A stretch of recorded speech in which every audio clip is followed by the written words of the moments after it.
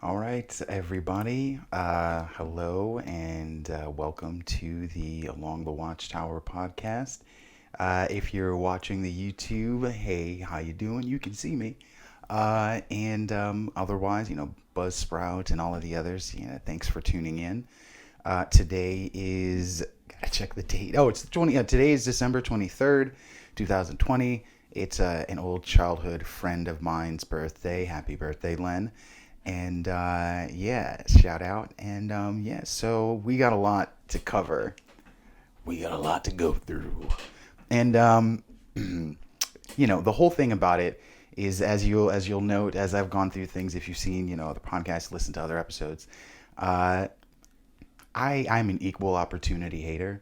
I don't I don't prescribe to the political party theory. Follow, a policy, not a person or politician or political party. There's a lot of P's. I've added some, right? All right. So check this out. We got some corona stuff to go over. As there'll be some interesting coronas hit Antarctica, apparently making that the last continent on Earth. Um, that's it. It's everywhere, apparently.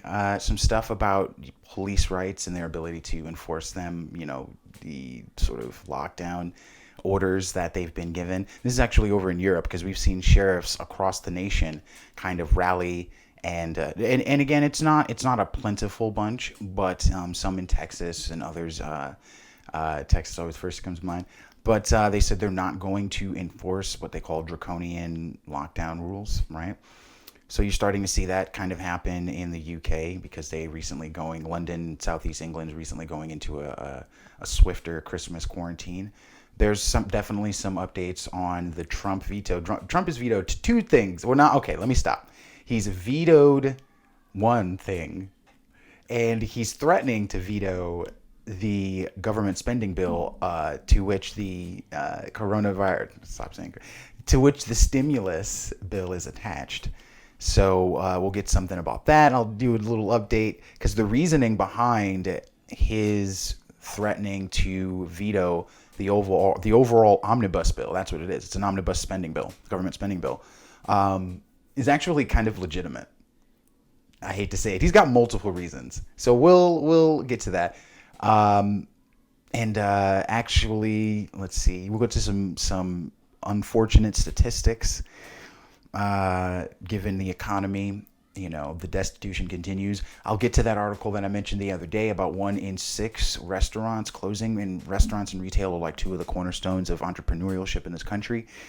And then we will actually end on a good note because in situations like these, when in history, historically speaking, when you've seen a sort of elitist class rise during crises, whether it be world wars or global pandemics, right? You've always seen the sort of bourgeoisie have their way with things, right? And we've talked ad nauseum. I have to keep mentioning, on top of others like Whitmore going out for wine, and that one Democratic governor who just admitted he was going to see his daughter, to Nancy Pelosi going to get her hair done and blaming the hair salon. And that is unforgivable. It's unconscionable. Um, you you have the proletariat come together and and do what they can. You have the community come together, and so we'll end on a higher note, and we'll get to see that. But that being said, let's do this. Coronavirus reaches end of the Earth as first outbreak hits Antarctica. Coronavirus has landed, wow, in Antarctica, the last continent previously free from COVID-19, Chile's military said this week, as health and army officials scrambled to clear out and quarantine staff from a remote research station surrounded by ocean and icebergs. There's nowhere else to go. Um, except into the aquatic life. We've seen it spread to the land fauna, so why not the fauna of the sea? And I mean that, like, I kind of mean that. The reality of the matter is, we talked about it reaching out into the mink community, really, and having devastating collateral damage there with a culling of 17 million of them over in Denmark, and then just for it to be found in closed, controlled situations and farms in the U.S. and to be found in the wild. They found in Utah, first minx in the wild was found to have it, and it's been found in other animals. I was reading lions and tigers and bears, and I mean that jokingly, but I believe lions and tigers. I'm not sure about bears, but I digress. Yeah, it's got nowhere to go now, and this is what I've been telling people. Again, I'm not a virologist or an epidemiologist.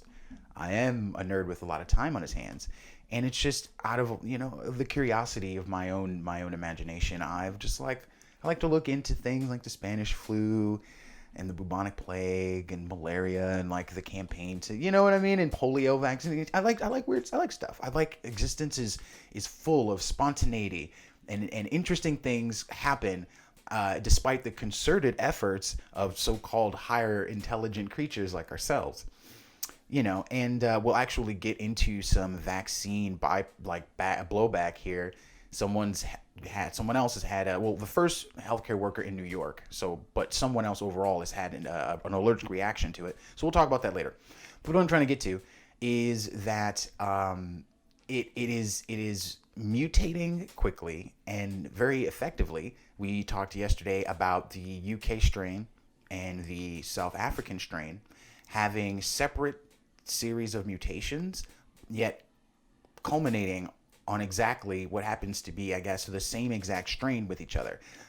First thoughts were that it jumped from the UK to South Africa. Fauci, yesterday we were reading, said that he probably thinks. So does former scientific advisor Scott Gottlieb. Sidney Gottlieb's a psychiatrist, but that's MK Ultra stuff. Anyway, let me stop.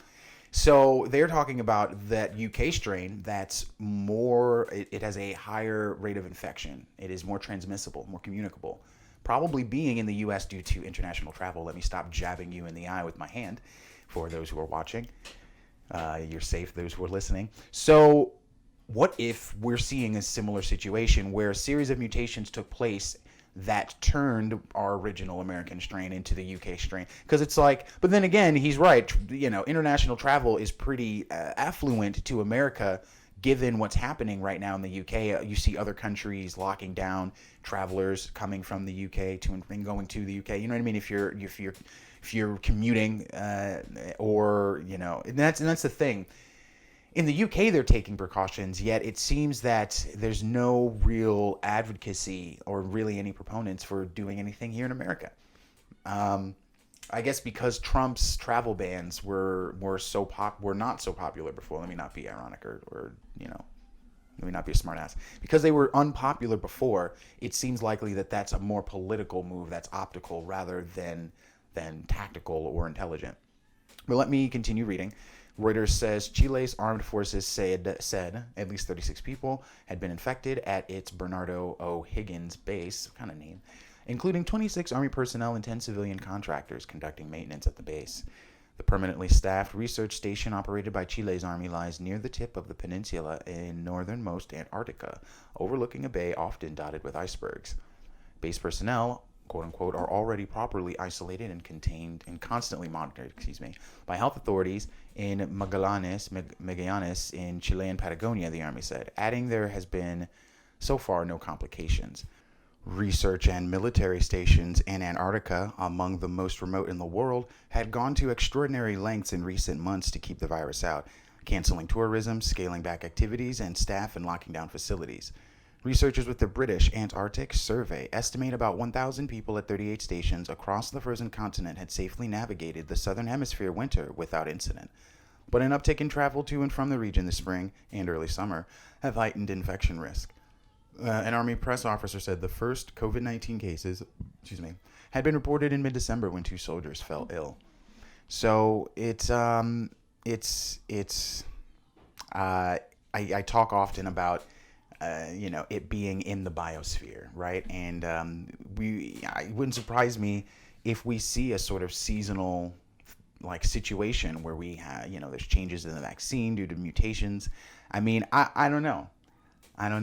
But the way how pervasive this is acting, it doesn't strike me as possible. Not possible. It doesn't strike me as something that will just, disappear or be easily eradicated. But I don't know. I don't know. I know nothing. No. So the UK police, UK has recently, like I said, has instituted a sort of restriction or travel ban of sorts. Sort to limit your travel to necessary movement only. The problem is like how can you determine what is and isn't necessary? How do you actually know? And that's the point that they'll bring up. So really, it's not really enforceable. Uh, you're supposed to navigate it on the honor system essentially. Uh, excuse me. Summit News says UK police, there are no powers to enforce Christmas travel ban. There is no COVID power to stop vehicles. There won't be an awful lot we can do if lots of people hit the roads on Christmas Eve or day. They continue. Police in the UK have admitted that they have no legal authority to enforce a travel ban in and out of London and the southeast after the government instituted a third lockdown, cancelling Christmas for millions of people. The London Telegraph reports that officials from the Police Federation say that officers do not have the power to stop people traveling to or to stop cars and check if citizens are unlawfully visiting relatives and friends for Christmas. Quote unquote, it's heavily reliant on public compliance. The restriction isn't on traveling, it's on leaving the house without reasonable excuse as defined, a police told the Telegraph. The more reasonable excuses that there are, the more there will be opportunities to claim an exemption where in truth one doesn't exist. So it's going to be very tough to enforce. In addition, it's only legal for police to stop motorists if they have witnessed a traffic violation. You have to have probable cause. Unless you're just profiling people. And you certainly don't want to be accused of that these days, do ya? Do ya? There is no COVID power to stop vehicles, they continue. There won't be an awful lot we can do if lots of people hit the roads on Christmas Eve or day. We won't be closing roads to prevent it. So I would accept there's legislation put in place, but as a police officer who has been doing the job for a long time, it's not enforceable, added Ken Mars, chair of the Met Police Federation.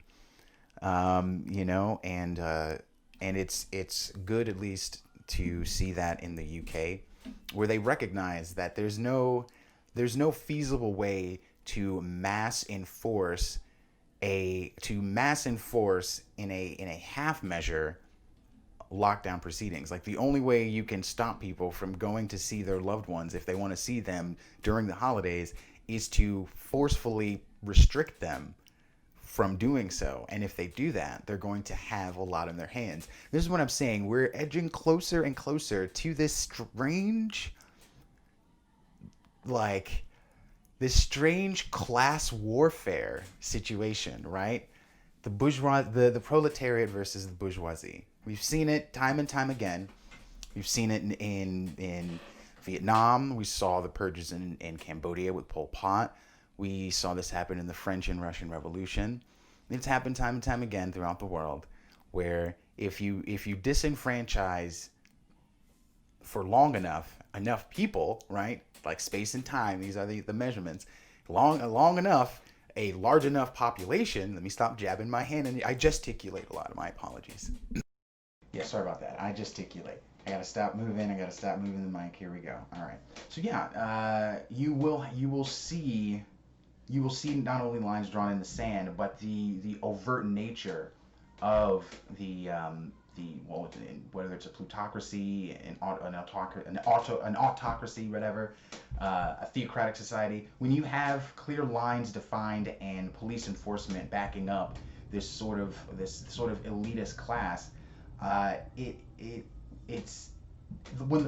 rephrase that. When the lines are further and further clearly drawn, we're seeing an overt heavy-handed in law enforcement. Well, we're seeing them being asked to be heavy-handed. But like I mentioned, you see sheriffs in the United States, and you're seeing obviously police in the UK.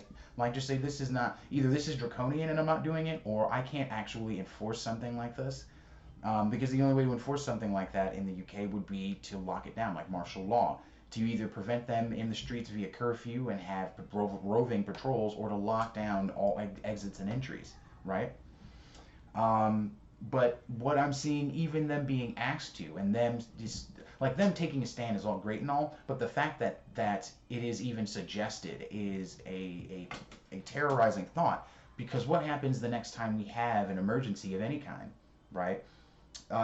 Something, the technocracy that we live in today, the overarching sort of big brother Orwellian society of everything being clocked, watched, monitored, and scanned. However, whatever level you feel it's happening on, whether you feel it's happening to us personally or they're casting wide nets, like with the discoveries that Snowden gave us.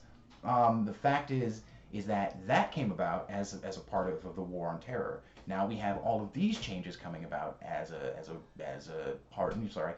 a result of the pandemic. And every time there's a crisis or an emergency, as the good old adage goes, never let a good crisis go to waste. Problem, reaction, solution, all of the good stuff. So it's you're watching the overt jackboot that is referred to in 1984 kind of happened before your very eyes. Excuse me. But I digress, as usual.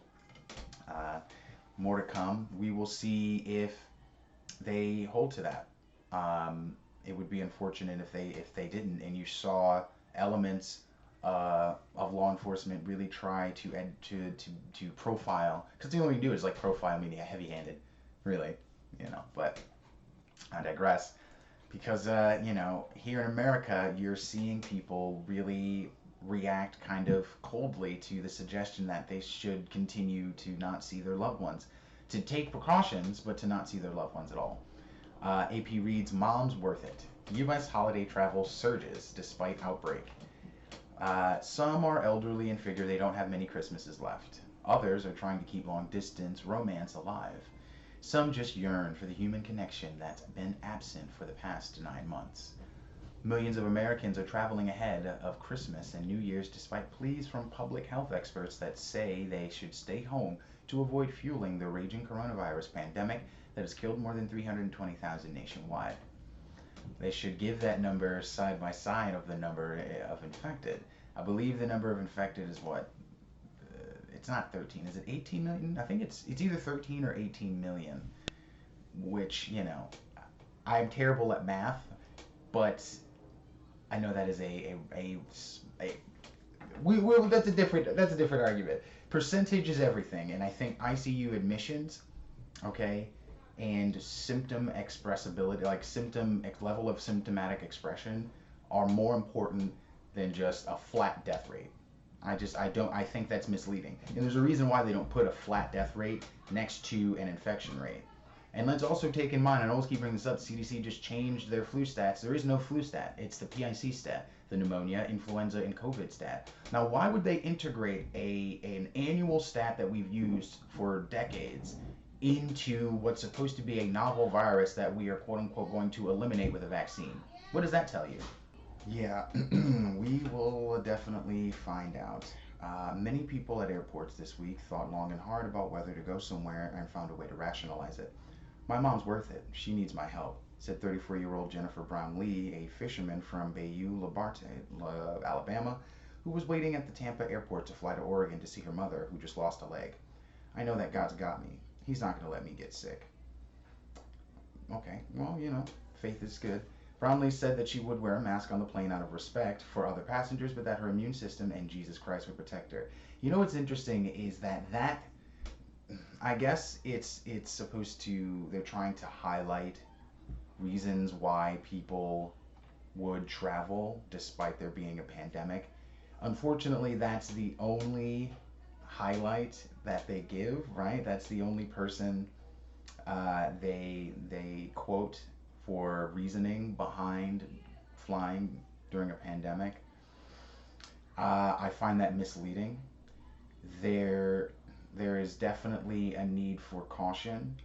However, I would not go so far as to say that if you travel by plane, you're guaranteed to get COVID. That's the suggestion. By giving this woman any sort of time of day or space on this article, right? The idea is that obviously, and I'm not saying obviously, for anyone who believes in Jesus Christ and who believes in God, I'm not trying to dispute her claim. That's not what I'm saying. What I'm saying is the suggestion that would be the only or really the prime reason for anyone traveling or anyone feeling safe traveling, as opposed to giving anyone any sort of anyone who would quote any sort of science behind the idea that you can still fly and not get COVID. You can still travel and not get COVID. Like, traveling does not guarantee you will get sick, and that's what I dislike.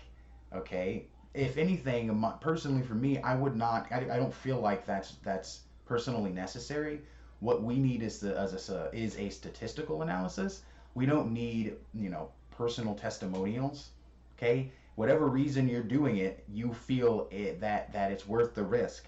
That's really all we need to know. The fact that they have even put this quote in here is, for me, another example of the skewing of narratives that go on in mainstream media. And we know AP and Newsmax that's where everyone gets their news from. But more than 5 million people, they continue, passed through the nation's airport security checkpoints between Friday and Tuesday, according to the TSA. That is down around 60% from the same time last year, but it amounts to around 1 million passengers per day, or about what the U.S. saw in the days leading up to Thanksgiving, when some Americans likewise disregarded warnings and ended up contributing to the nationwide surge. Well, we know where they stand, don't we? Right. And it's always the COVID, right? It's like 7-day rolling average for infection rate. It's always the infection rate, ICU admissions, symptomatic expression level, right? And death rate, right? If we're seeing an increase in severity as opposed to those who are asymptomatic, be worried. Not that I'm suggesting people should just get infected and not care, but everything should be put into the appropriate perspective. To continue, however, right, with nonsense, because I just wanted to highlight the sort of the schism that's happening, where people, for the most part, are weary, and they are distrusting, and it is no longer. And this is highlighting one aspect of it, right? We've seen the domestic political landscape change, and don't mind that. And we've seen now everything become more overt, and these are interesting times. I will say, I will leave. I try to restrict my personal input as much as possible, rather censor, I should say, because this is about my commentary, excuse me, of this. Like, this is my opinion on things, my assessment, but I don't want it to become mired. I don't want to become mired in my own bias. There we go. So we're gonna move on, right? Because I want to highlight the partisanship of others, to hopefully highlight it for anyone else who's listening or watching, to kind of throw light on the fact that this shouldn't be a partisan issue. That inevitably these are our neighbors, these are our fellow Americans, these are fellow Earthlings and human beings. And there has to be an acknowledgement of that at some point. Otherwise, there's just nothing but contention. And it's like, I thought we were trying to come to like the best, most effective outcome for everybody. If you just want to be contentious all fucking day, if you're just someone who's about the animosity and being combative, then go away. Go away. Nobody's got time for that. We are all suffering. And I just keep hoping that is like, that can be the chime for everybody. Like, we're all suffering. But of course, I don't mean that for the bourgeoisie who get to go and who get to tell you to sit on your ass and not earn money, to not see your family and loved ones, to do nothing but really just kind of stare at the screen, stare at the COVID stats, be afraid, and do what they say. They get to go out and do whatever the fuck they want. But I digress. Florida Democrat files petition to disbar Getz. So this is about a petition to disbar Matt Getz over his support to Trump's election challenges. Now, here's the thing about the election challenges, is that if there was any illegality to him being able to do it, then he wouldn't have been able to do it. It's the fact that he was able to do it and they were struck down. That's how the system functions. So what this is optics. This is about the ability to point at someone and shame them. Now, I'm not sure if he was one of the representatives that was calling for martial law. That's a different story. All right, had to fix some audio issues. Hope this is better. But yeah, to point someone out and shame them for their own political gain. But a former Florida congressional candidate has filed a petition to disbar Representative Matt Gaetz, he's a Republican in Florida, over his support for President Trump's election challenges.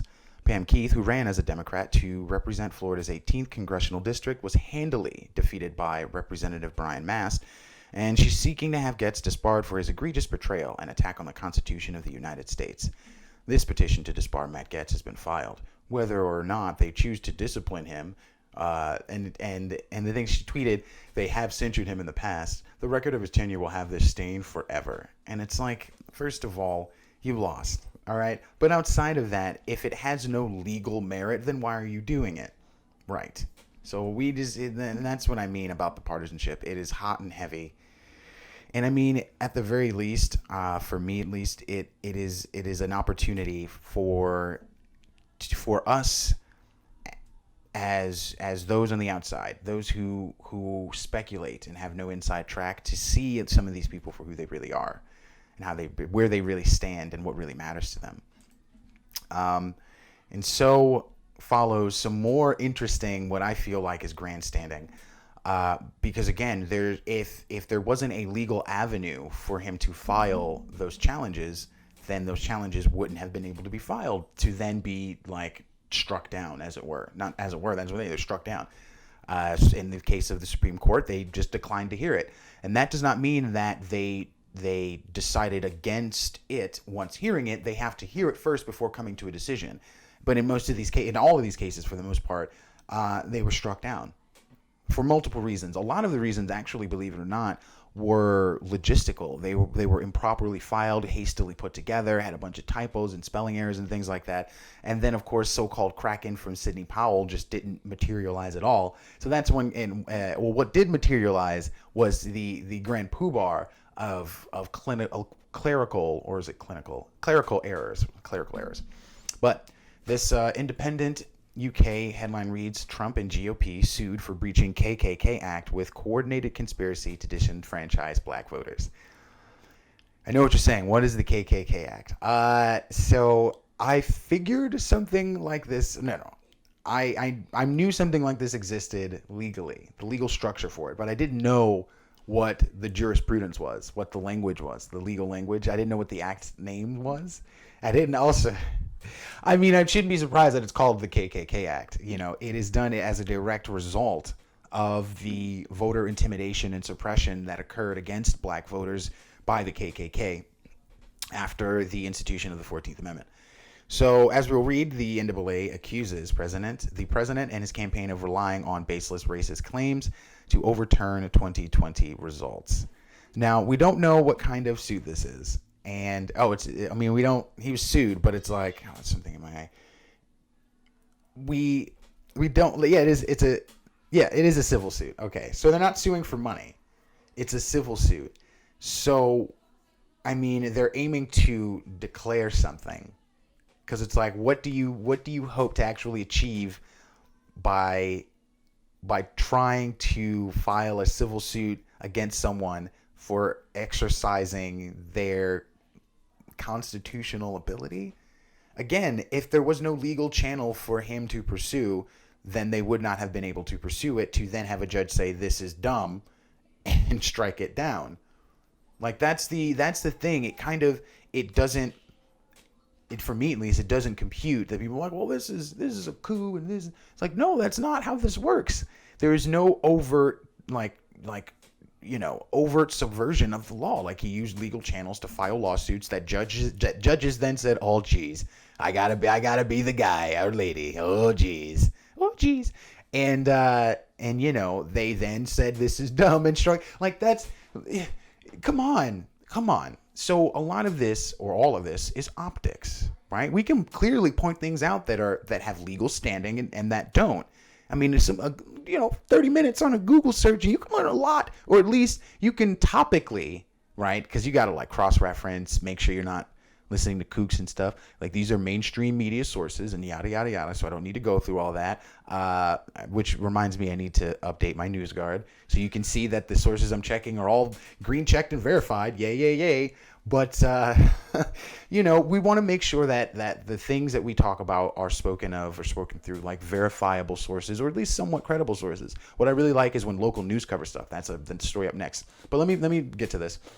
The Independent reads, Donald Trump's administration, the president's re-election campaign, and the Republican Party are targeted in a civil rights lawsuit alleging a coordinated conspiracy to disenfranchise black voters through a spurious legal bid to overturn the results of the 2020 presidential election and quote-unquote intimidation and coercion of election officials and volunteers.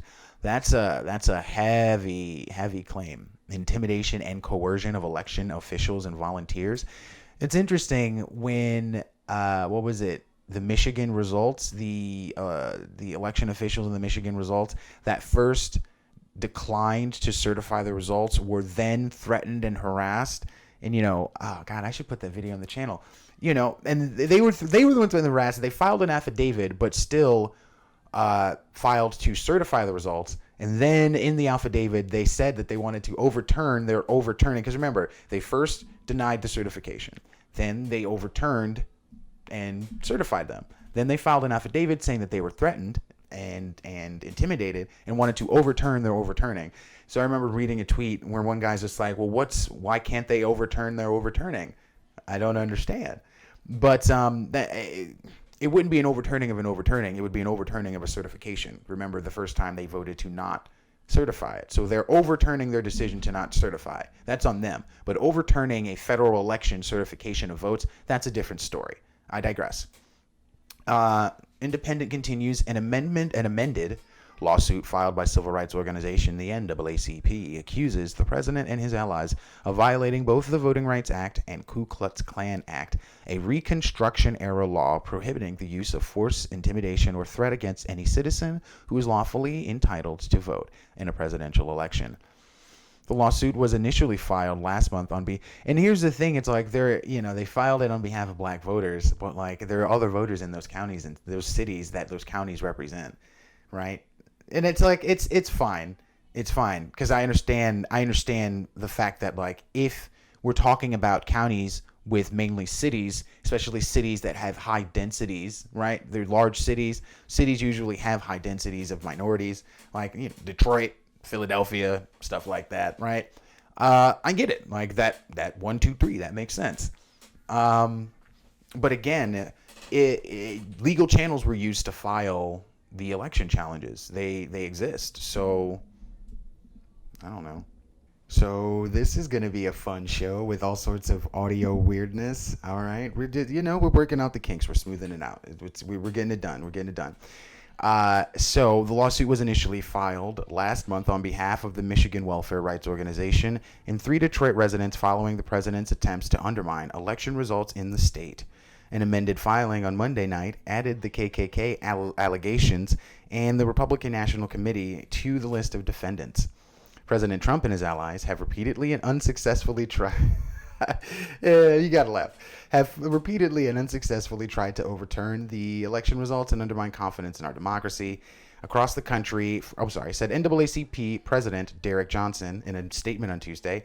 Across the country, from Detroit to Milwaukee to Atlanta to Philadelphia. So all large cities with large minority populations is what I was talking about. He's trying to, right, okay. So what I'm saying is exactly what I thought. But it's like, I understand. Like, I get it. It's all targeted for that reason. High density populations of minorities in particular are concentrated in these areas. But it also happens to be the areas that were contentious. I feel like areas that didn't have high concentrations of minorities were also contentious. It cuts both ways. I feel like if you're going to file something like this, it should be for his actions overall, like lady friend over here, Pam Keith did, in trying to have Matt Gaetz disbarred for supporting Trump's overall efforts. Don't mind the background. All right, so the president, to continue the independent article, his legal team and supporters have filed more than 50 legal challenges, most of which have been withdrawn or dismissed for lack of evidence, despite attorneys' insistence that the election was marred by widespread voter fraud. They used legal channels to file lawsuits that were either dismissed for lack of evidence or withdrawn. Done. We cannot sit back and let these actions go unaccounted for. What, legal lawsuits being filed? In order to protect the constitutional rights of millions of black Americans, which were already protected, but let me stop. And ensure that our democracy is not delegitimized, we are bringing this lawsuit to protect the integrity of black voters. I mean, there are more than just black people in Detroit, Philadelphia. Let me stop. In the democratic process in which they participated and made their voices heard in record numbers. The KKK Act followed the ratification of the 14th Amendment in the U.S. Constitution, guaranteeing equal protection under the law in 1868, amid racist violence from groups like the KKK and other white supremacist terrorist groups. The law provides that the president may intervene in former slaveholding states that continue to deny any person or any class of persons of the equal protection of the laws or of equal privileges or immunities under the law. It's interesting, it says any former slaveholding state. Does that mean that non-slaveholding states are... No, let me stop. Now to the COVID portion. Politics, COVID, and COVID. The economic impact of COVID. That's essentially what the show kind of breaks down to, usually, as of late, because, we're getting to the bill business. But yes, we have an NYC healthcare worker suffering a significant allergic reaction to COVID vaccine. And yes, it is the Pfizer vaccine. This is what I mean about the Pfizer vaccine. So yes, it is the Pfizer vaccination. What a surprise. A healthcare worker in New York suffered a significant allergic reaction to the vaccine. The healthcare worker with the Mount Sinai system has been treated and is in stable condition. The reaction has been reported to the CDC, which will likely publish a case report. This is the only report of a severe side effect so far in NYC. More than 30,000 COVID vaccinations have been administered as of Wednesday. The city said in a statement, vaccines do have side effects and allergic reactions for sure. While uncommon, are known to occur. Actually, they're not. I mean, allergic reactions are, as far as I know, are uncommon, but side effects that's like a byproduct. We also know that based on clinical trials and reports of adverse effects in other jurisdictions, reactions such as these are rare, but have been reported with the Pfizer vaccination. The city health department is closely tracking reports of more severe side effects in collaboration with the CDC, and this is the first serious adverse event we've encountered in New York, the city.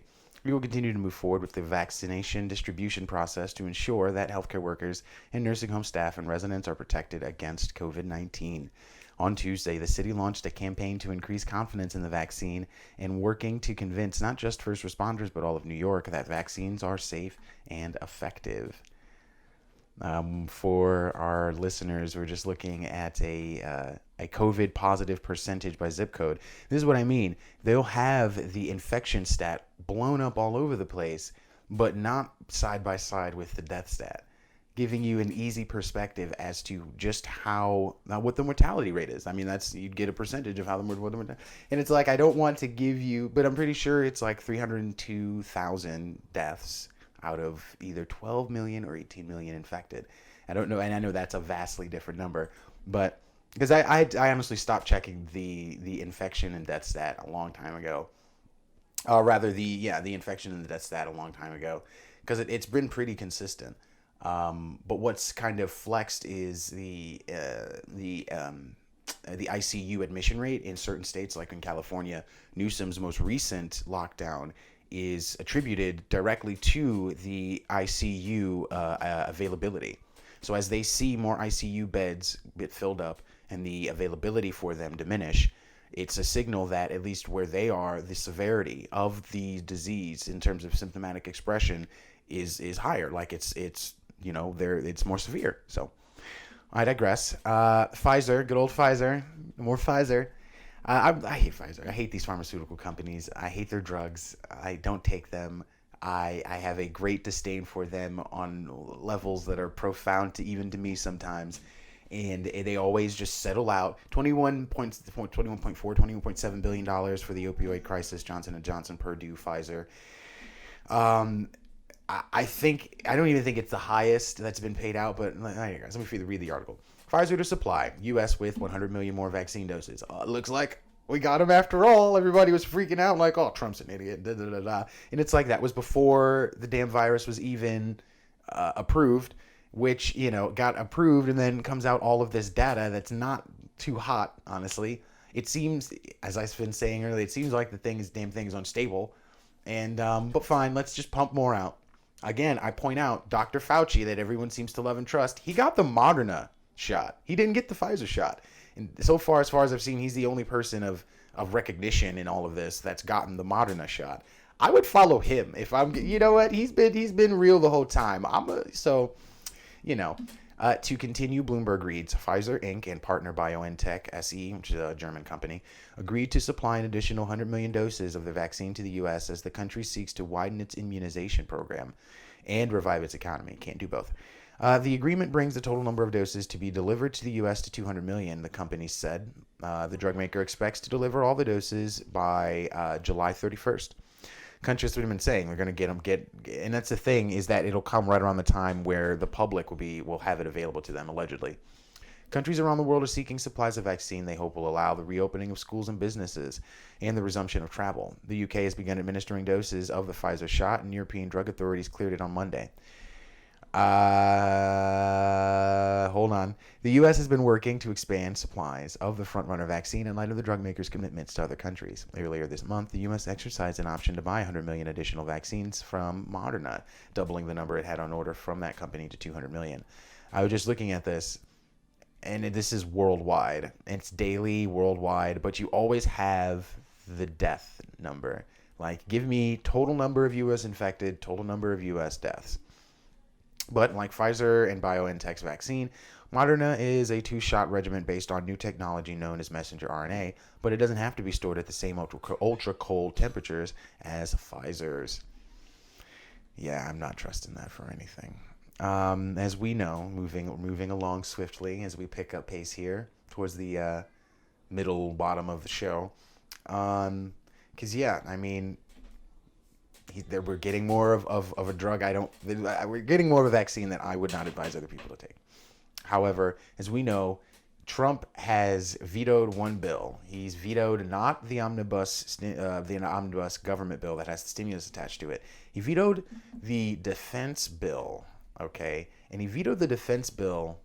Yeah, I'll go to what he did veto first and then what he didn't veto next, because I know what's the deal with the stimulus. But this is interesting too, because this is about weirdos like me being able to openly speak their mind, regardless of the validity of it, regardless of my credibility. Just be able to speak their mind openly, propagate it outside and throughout the internet. And if you want to listen to it and watch it, you can, and if you don't, then you won't. But having that availability and option, as I always say, just like the vaccines, if you don't want to take them, fine. But it should be available for those who do. If you don't want to listen or watch, fine. But it should be available for those who do, right? It's like I'm not inciting violence or hate in any way, shape, or form. Thereby, I'm not committing a hate crime. I'm not like the radio, whose name I keep forgetting, but the radio host in Rwanda who kill all the cockroaches. I'm not doing it. None of that's happening. I'm not conspiring. So, right. So he vetoed the defense bill. Okay, so let's read here from CNN. Trump's veto of massive defense bill sets up possible override vote next week. Because remember, they passed it Congress by a bicameral veto-proof majority. Meanwhile, they couldn't decide on the damn stimulus bill because they attached it to because of multiple reasons, the politics of it. But to add insult to injury, they attached it to the omnibus bill, so they had to settle the omnibus bill in order to settle. Like, they could settle the stimulus bill, but if they didn't finish the omnibus bill, then the stimulus bill doesn't get passed. This is garbage on top of garbage inside of an ocean of pain and misery, and just like, what is happening? Before our very eyes, we are watching the elite, the bourgeoisie, the plutocratic class play with our lives. It's amazing. You got to admit the sheer audacity of it is astounding. So to read, CNN says President Donald Trump on Wednesday vetoed the sweeping defense bill that both chambers of Congress recently passed by veto-proof majorities, setting up a possible veto override vote that could pit members of his own party against him. Trump is not a Republican. He's not. I don't know what he is. He's not a Republican though. The House is expected to act Monday when all eyes be watching. Nice job, copy edit. When all eyes be watching to see how many Republicans stick to their previous support for the bill. House Minority Leader Kevin McCarthy has suggested many Republicans won't vote to override Trump's veto, despite having voted for the bill itself. That's because he's their out. So it's unclear if the override attempt will be successful or if the veto will be sustained. Trump had previously threatened to veto the defense bill known as the NDAA, the National Defense Authorization Act, because it doesn't include a repeal of Section 230, a law that shields internet companies from liability for what is posted on their websites by them or third parties. Okay, so let's break that down. I know people have, people are like, what the fuck is 230 and internet neutrality? The two things are separate, but they are equally elusive issues for a lot of people. So Section 230 of the, the Communications Decency Act is set up for, like, during the inception of the internet, and it's designed for, like, smaller companies so that nefarious weirdos can't, like, traffic children or fucking drugs, right? And then have the service that they use, because back then it was like MM boards and stuff, like message boards and BBM and shit like that, to not have the service that they're using be blamed for their, conspiring, all right? Which makes sense given the time. But now that we have companies the size that we do, I'm trying to find the appropriate position here without touching the mic. Now that we have companies the size that we do, and they're basically making editorial guideline changes, censoring people, banning people, things of that nature, there's no need for them to also, on the back end, be protected, because you can't, if you claim that you are a public forum and you are not a publicizing service, you're not a publication, then you are protected by 230. You need not do excessive censorship in order to follow any sort of decency guidelines. Like, that's the whole thing. Section 230 basically frees it up to be the internet as the internet was back in the early 2000s, and just have anybody say anything, and basically have the community as a whole kind of repurpose and push out anything that is excessive, like things that are excessive and that incite violence and incite, like, hate speech in the traditional legal jurisprudence sense, are always found. They're always found. So the whole fact of the matter is that them deciding to try and find guidelines or find ways to be censorious in order to restrict content that's obscene, lewd, lascivious, filthy, excessively violent, harassing, or otherwise objectionable, that's an editorial, right? That's an editorial censoring that happens. That's what publications do. Hey, you can't say this because we as a company think that we as a publication, think that is it's nasty. You shouldn't do that. And it's like, all right, well, if you're not a publication, then what are you? Well, we're a private company. All right, well, private companies can state their own guidelines and things like that. It's fine. Well, then you don't necessarily need 230, because as a private company, you're pretty large, right? And so we can remove 230. And if your censorious ass doesn't, and here's the problem, is that if the company feels like they are not following any sort of decency legality, then their censorious heavy hand will be even worse. Like, it's between a rock and a hard place, right? They get all the benefits of 230 and none of the responsibility. Yet at the same time, if you repeal 230 for them, you're going to see the censorship, I feel like, take a notch up tenfold, because now they have no protections. So it's like, it's one of these things where you would rather the behavior of YouTube change, honestly, rather than repeal 230, I feel like. If you leave 230, then at the very least, you would see things like YouTube kind of relinquish. Like, if they repeal 230, it's up to YouTube to make sure that things that are obscene, lewd, lascivious, filthy, excessively violent, so on and so forth, aren't kept on their medium. The problem is that they have 230, so the censorious heavy hand is not needed. You see what I mean? So we're just, for the listeners, we're just looking at just like a quick Google search, what is 230? And some stuff reads, AP reads, thanks to Section 230, which which states that no provider or user of an interactive computer service shall be treated as the publisher or speaker of any information provided by another information content provider. That is to say, no provider or user of an interactive computer service. So, right, if I use, the T-Mobile BBM service, right, the T-Mobile BBM service shall not be treated as a publisher or speaker of any information that I provide. So I go on there and talk about how to make a bomb. They can't be held liable, right? Which is great if you want a free and open internet. Honestly, but again, that's for smaller companies. You would expect larger companies to be able to handle this on their own without having a heavy-handed, like it's a heavy censorious hand with government protections. It's like, what the hell is that about? So, what's happened is that on one hand, you have companies like Twitter and YouTube basically utilizing both the so-called need to be heavily censorious, right, to be decent and follow decency guidelines. Meanwhile, they have the protection and backing of 230 to begin with, right? It's similar to the passing or almost passing of the stimulus bill and having the deferred tax credit for businesses to offer COVID paid leave, but not forcing them to actually do the paid leave. At that point, you're just creating a bucket of money for them to dip into. But I digress. So, Trump is previously, right, because of 230, this year's bill includes provisions to limit how much money Trump can move around for his border wall, and another that would require the military to rename bases that were named after figures from the Confederacy. And okay, so they're just naming all of the things in the bill because the top thing really is 230. The rest of it, yeah. Trump's position on the bill sharply divided GOP lawmakers, forcing them to choose between loyalty to the president and legislation that sets defense policy for the country, a choice they'll now have to make again. And see, here's the thing. It's like, well, if that's the case, they could just vote to override his veto.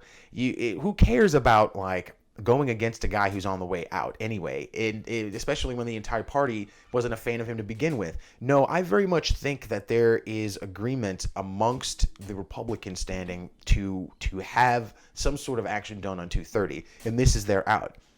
But we'll see. If the veto stands in the House, okay, so with full membership in the House currently at 430, supporters of the bill will need 288 votes to override the president's veto. 37 Democrats voted against the bill when it came to the floor, though it's unclear at this point whether some might change their vote. If the veto stands in the House, there will be no vote needed in the Senate. But if it is overridden in the House, senators will return to Washington on Tuesday at noon to begin the processing to override the vote. So we'll see. But up next, the thing he's threatening, he's like, this is when you see AOC, Rashida Tlaib, and Trump all on the same boat. You never thought it would happen, but here we are. Trump's threatening to veto the omnibus bill to stop the stimulus bill because he thinks that $2,000 is what's necessary. I mean, he's not wrong. He's not wrong.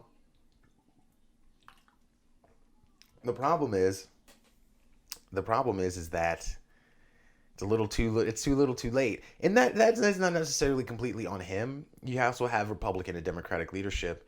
When he's tweeting, let's do $2 trillion for the stimulus, and they're playing games, and it's a clock time. It's a timer. They knew that if they got $2 trillion for this man, he probably would have won. They knew if he got $2,000 stimulus check for people right in their pocket, he would have won. They know that if coronavirus hadn't happened, he would have won. So they cannot and would not concede to him any victories at all whatsoever. So they played politics. 2 trillion went to 1.8. 1.8 went to 1.4. 1.4 went to 1.1. Then it went to 945. Then 917 billion. Now we at 900 billion. I mean, like I said, this is a guy on the way out. The GOP's never liked him anyway. I think that Republicans will want for him, that veto, to stand for the defense budget, and I think secretly a lot of people on the Hill want they want there to be $2,000, but I don't think they have the gruff to go through with any sort of deliberation again. Let's read. Donald Trump. CNN says President Trump's surprise Tuesday night video cataloging his complaints about the massive and painstakingly negotiated $900 billion coronavirus relief bill immediately raised the specter of a government shutdown. and economic turmoil at a time when aid is desperately sought from millions of Americans. The president didn't explicitly threaten to veto the bill, and his White House said earlier in the night that he would sign it, but in a video released on Twitter, he added a layer of confusion to a delicate process that includes not only COVID relief, but a $1.4 trillion omnibus spending package that funds the federal government.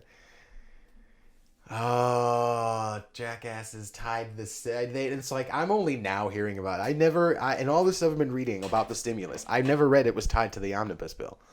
The White House explicitly told Senate Republicans weeks ago that it supported pursuing the omnibus, all 12 appropriation bills tied to a single big package, and those negotiations took place for weeks. The White House was fully aware of this, and it was agreed upon.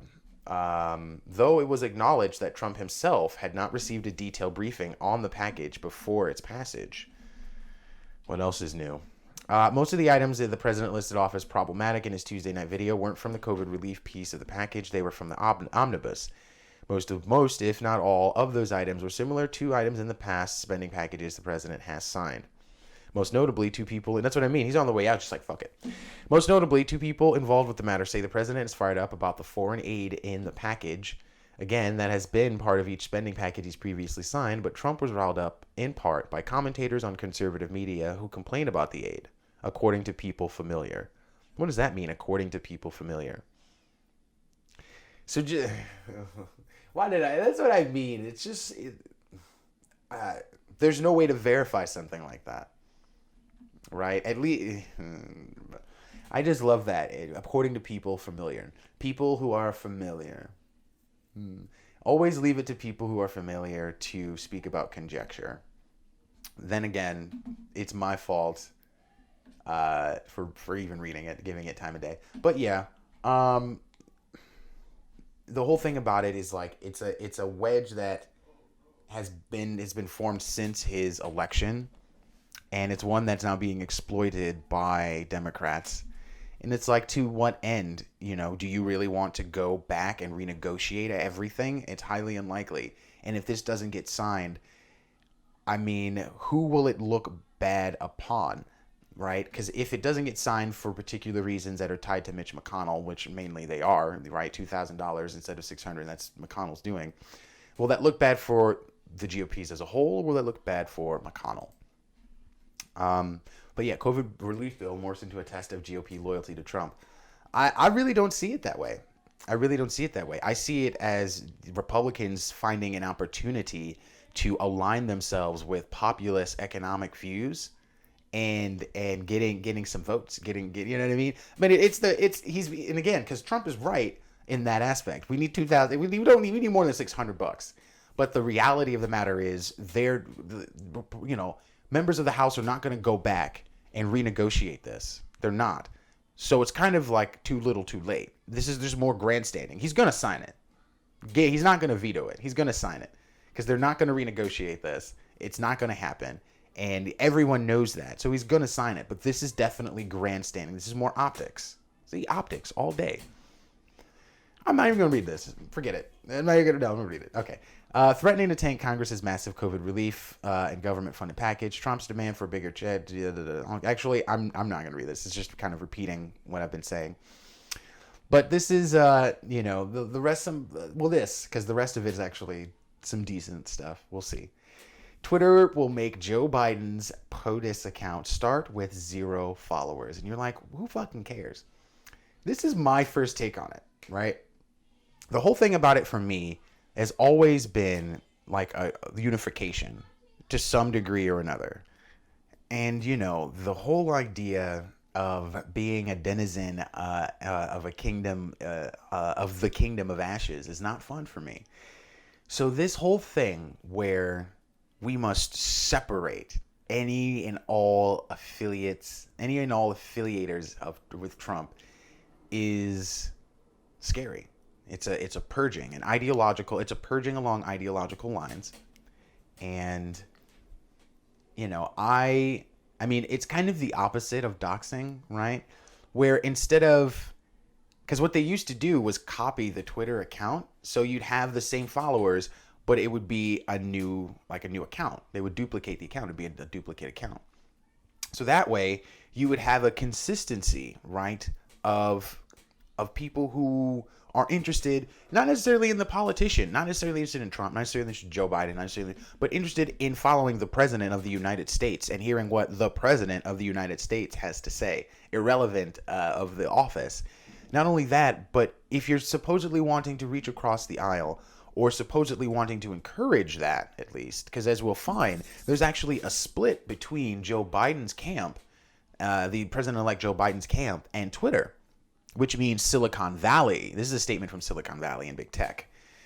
But if your aim is to try and quell,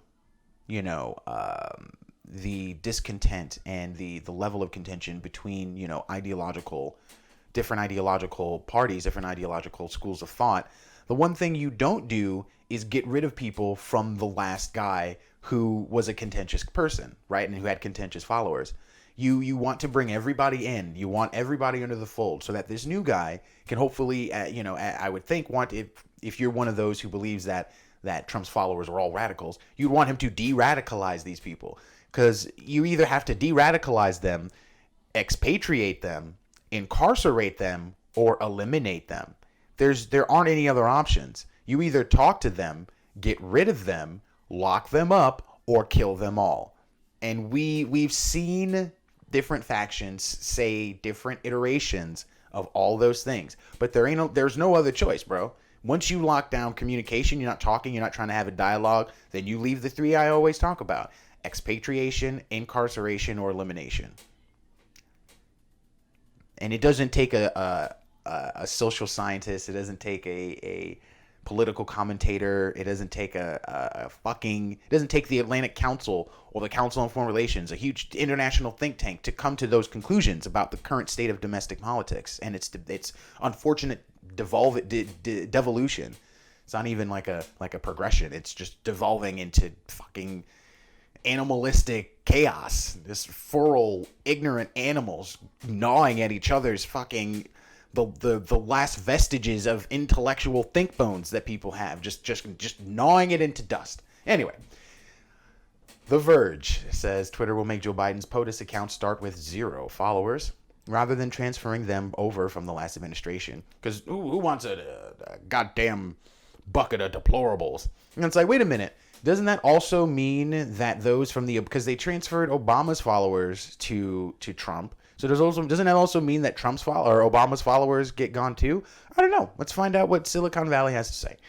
President Biden is going to need some Twitter followers. Twitter plans to wipe out all followers from the POTUS and White House accounts once Biden is sworn in on the 20th, rather than transferring the account's existing followers over to the new administration. The accounts for VP, FLOTUS, Press Sec, Cabinet, and La Casa Blanca will also have their followers wiped. La Casa Blanca. The Wall Street Journal reported earlier today that there is contention between the Biden camp and Twitter over whether followers are transferred over. That's what I mean. This is actually a statement from Silicon Valley, from Jack Dorsey, I believe, right? He's still CEO, I think.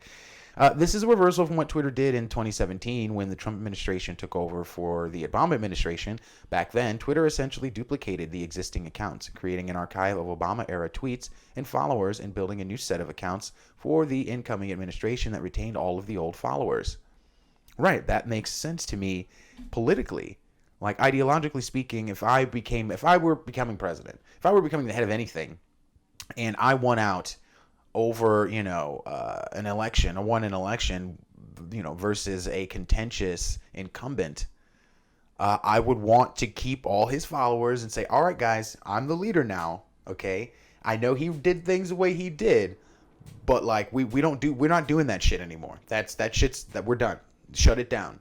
Okay. Because at the end of the day, if you get out of line, you will be either expatriated, incarcerated, or not. You know what I mean? You're not trying to purge people and democide, but you know what I mean? Because at the end of the day, if you really believe that Trump's followers are committing like violent, vile illegalities, just participating in erupting in the macabre across the world and across the nation, then you have to deal with them somehow, right? You can't just ignore. I mean, you could just ignore them, and then that's not a solution.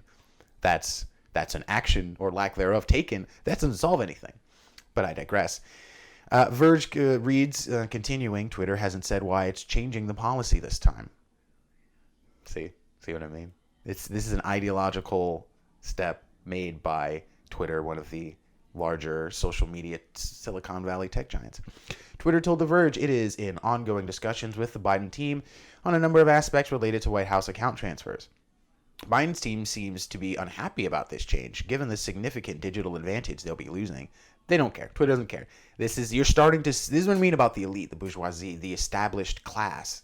You're seeing those who really have power, and they look at the incoming president of the United States and they say, so, and sorry for your bad luck. No, we don't want those deplorables. We don't want to have to deal with those guys yelling and screaming their opinions. We don't care about their opinions. Gone. Outie. Digital expatriation. Actually, it's more like digital elimination, because where are they going to go? Oh, I mean, because you still have your Twitter account. It's just you're not able to follow. I digress. Let me stop. Flattery said the transition team pushed back, and we are told this was unequivocal. Unequivocal. On Inauguration Day, anyone who follows one of the handles as being transitioned will receive a notification that the account is being archived. They will also be given the option to follow the Biden administration's new accounts.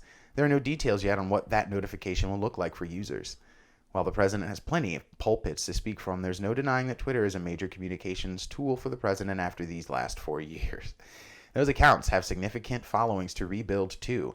POTUS has 33 mil. Oh my God, they're losing millions of course they are. Donald Trump's POTUS account will be renamed POTUS 45 and frozen as is. He will still be in control of @real Donald Trump, albeit with fewer protections than before. Be frozen as is. I wonder what his last tweet is gonna. This is so ridiculous. All right, we're back. So we're on the downslope. We're coming to the end of the show here, and I'm gonna start getting real sad for a second. Jobless claims reads Yahoo Finance. Another 803,000 Americans filed new unemployment claims last week. We're seeing things like 40% of the jobs lost in New York City are not going to be coming back. Rather, 40% of those who lost their job are going to be not able to return to the same job. And I forgot the stat on those who are in long-term furloughs, and they may not be able to come back. But Yahoo Finance reads, United States saw slightly fewer Americans file for new jobless claims last week as during the week prior. Labor released its weekly report, and jobs claims, and the numbers are, 803,000 versus 880,000 expected. Though initial unemployment claims improved more than anticipated last week, claims are still coming in at historically elevated levels, and they've held above 800,000 for 3 consecutive weeks. Which brings me to an article I was trying to read the other day. 1 in 6 U.S. restaurants have closed down. Mom and pops suffer much worse than the chains. And as I'll read and you'll see, a good portion of the money that has been, extracted from PPP has been for larger businesses. Contractor News reads, the U.S. restaurant industry is undergoing an earthquake. Rather than small restaurants surviving through a hibernation or partial hibernation through Corona, backed by unprecedented amounts of stimulus money handed out by the government, data indicates that large corporate chain restaurants are the major beneficiaries. It should come as no surprise to anybody that restaurants are suffering because of the pandemic, with shutdowns being the fact of the new normal. And yet shutdowns should not account for the mass extinction level event of small business restaurants we are witnessing. At least not with $4.9 million in loans totaling more than at least not with 4.9 million loans filed, totaling more than $521 billion having been handed out, if we're to go by July's numbers. So just how many restaurants have closed? Well, as I've been saying, and as because according to the National Restaurant Association, more than 110,000 have closed long-term or permanently, and that's 1 out of every 6 restaurants. The restaurant industry simply cannot wait on relief any longer, Executive VP Sean Kennedy wrote to Congress. What these findings make clear is that more than 500,000 restaurants of every business type, franchise, chain, and independent, is in economic freefall. The average revenue decline for restaurants across the country is 36%. Compounding the issue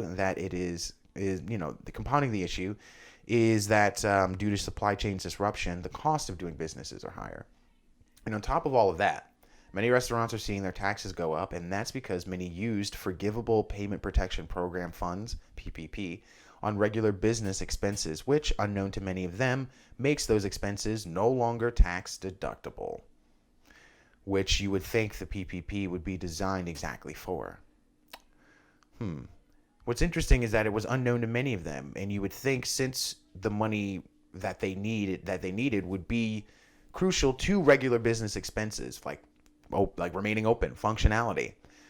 Using the money on what you would think the money would be spent on and not being told that you're not supposed to use the money that you would think it would be spent on and the thing you would think would be spent on sounds like a trap.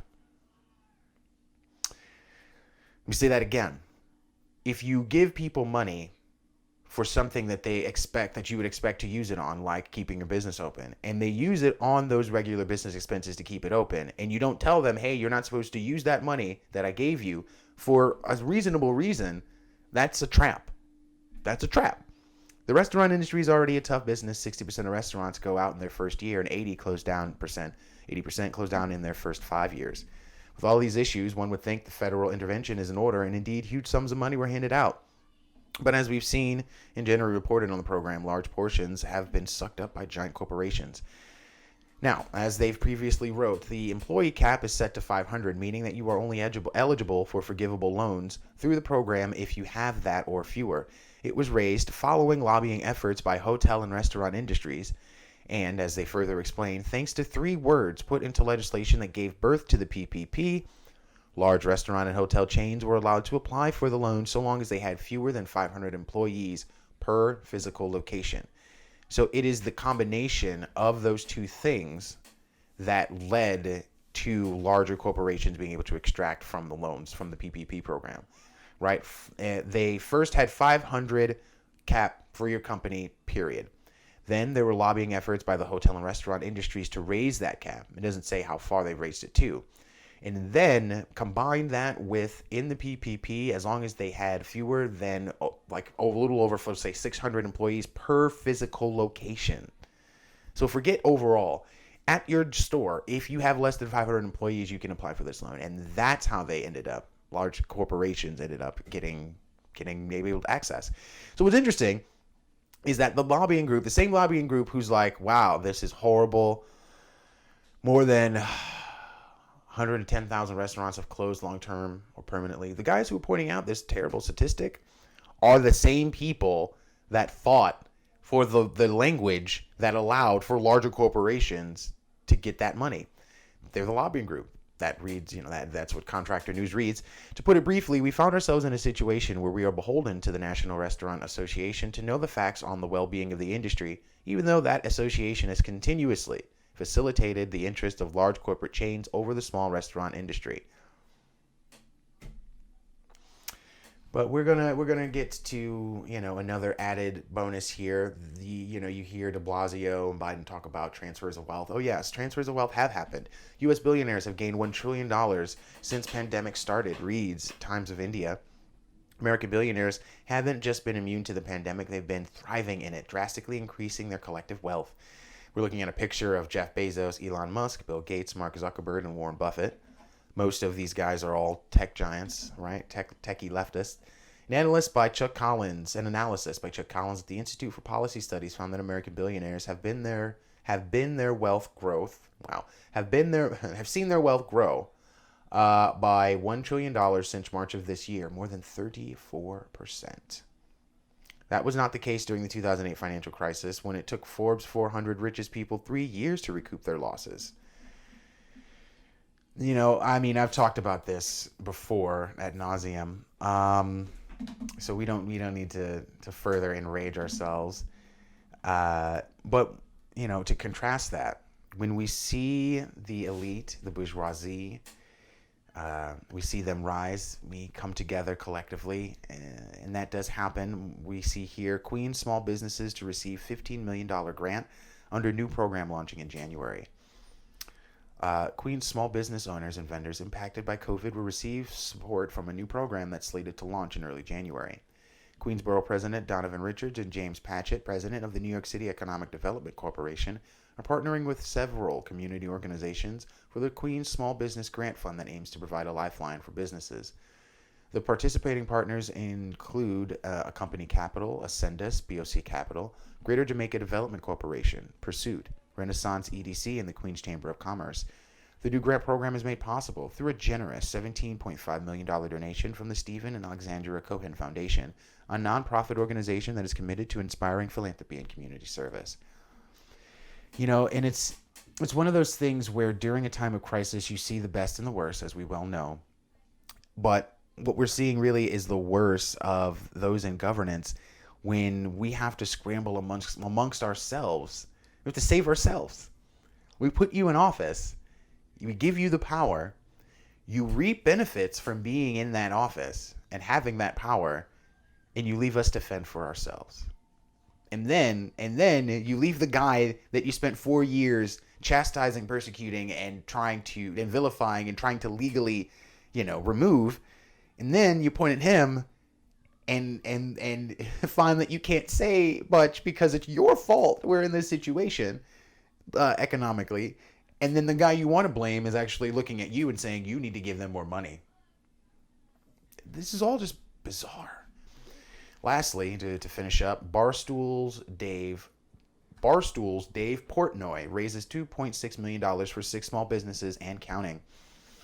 Fox reads, Dave Portnoy, founder of media company Barstool Sports, has raised $2.6 million for 6 small businesses. Portnoy launched the fundraising effort with the nonprofit 30-day fund for small businesses impacted by COVID-19 called the Barstool Fund last week and contributed $500,000 of his own money. It was certainly humbling and a little embarrassing, says Carrie Cunard, owner of Abbey Bar in Wisconsin, which Portnoy chose as one of his initial 6 restaurants. He expressed empathy for the thousands, if not hundreds of thousands, of small businesses still struggling amid lockdowns. And it's like, how do you choose? How do you choose who gets their livelihood saved? Bless everyone's heart, seriously, and their efforts in realizing that, the government's not going to rectify this, at least not in the way that it needs to be done. But I hope that, ending on that note, will be something. I hope, it's gotta be enough. Into the ether ever forward we surge. I hope you enjoyed the show. Please like, share, and subscribe. Be well to yourself and to each other. Take care.